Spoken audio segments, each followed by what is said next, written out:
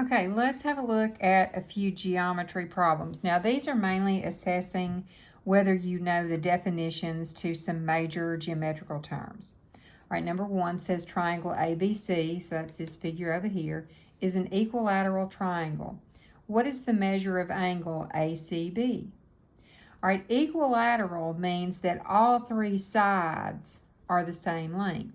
And there's a theorem in geometry that says, well, if all three sides are the same length, then all three angles are the same length.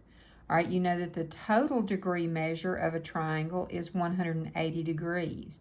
So if you divide 180 by 3, you're going to get 60 degrees. Okay, in that same triangle, if line AC is 3 inches, what is the length of BC? Well, in an equilateral triangle, all the sides are congruent. So if one of them is 3 inches, the other one is 3 inches.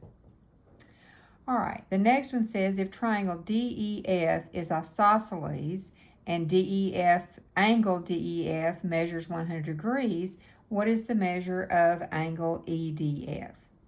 Okay, isosceles means that two sides are congruent. And when you look on your figure here, these two are marked with the same number of little hash marks. That means these are the two sides that are congruent.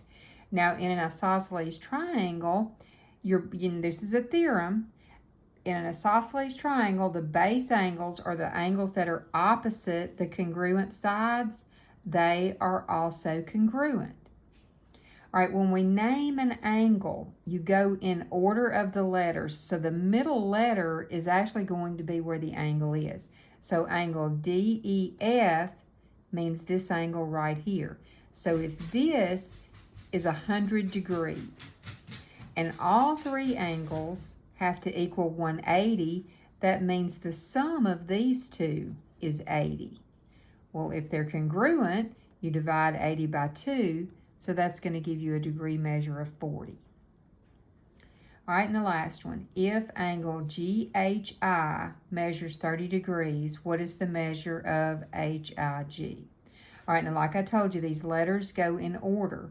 So angle GHI is G to H to I. So it's this angle right here. So this is 30 degrees.